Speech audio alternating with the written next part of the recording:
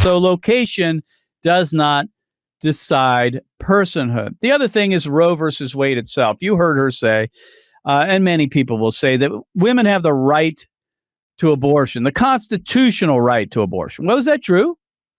The answer is no. There's nothing in the U.S. Constitution that gives a right to a woman to kill her baby. Nothing. The word abortion doesn't appear. The words right to abortion or right to choose or freedom of choice, none of them reside in the U.S. Constitution. The right to privacy, which is what the Roe v. Wade decision was based on, those words don't even actually appear in the Constitution. Now, we do agree and believe that people do have a right to privacy in some ways, right against illegal searches and seizures and this kind of thing. But that right to privacy does not extend to a woman killing her baby, right? But that's what the U.S. Supreme Court decided. The one thing they didn't decide was when life begins. When life begins. In fact, Associate Justice Harry Blackmun, when he wrote the majority opinion in Roe v. Wade, said, quote, "We need not decide the difficult question of life begins." Now, think about that. They are deciding whether abortion is going to be legal or decriminalized for hundreds of millions of Americans, yet they didn't even take up the question of when life begins. But he went on to say that the word person, as it's used in the 14th Amendment, does not include the unborn. The 14th Amendment says that no state shall deprive any person of the right to life, liberty, or property without due process. The right to life is inherent in our Declaration of Independence, and no one should be deprived of that right.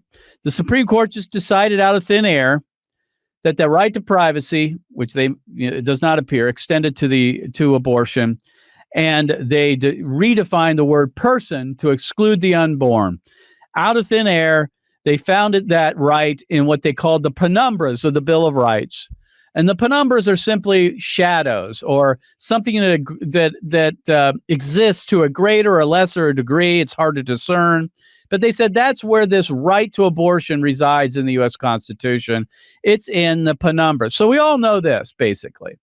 Roe v. Wade was an exercise in raw judicial power. They legislated from the bench, and they took away the rights of states to protect the unborn, and they gave it to themselves. And they made it up. They made up the right to abortion in the Constitution.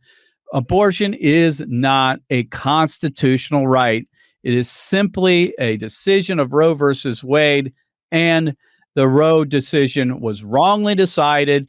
And hopefully, here this December, when they hear the case of Dobbs versus Jackson Women's Health Organization, they will overturn Roe versus Wade and return that issue where it belongs, to the states, where we can go about banning abortion state by state and hopefully amending the Constitution by including a human life amendment, which will clarify that the word person in the 14th Amendment includes the unborn. Now, there is history. There are legal precedents to say that that word person does already include the unborn, but I think we need to define it in a constitutional amendment so we don't have this changing status of the unborn based on the whims, the political winds in the country, and the changing of the guard on the U.S. Supreme Court. We just got to settle it once and for all.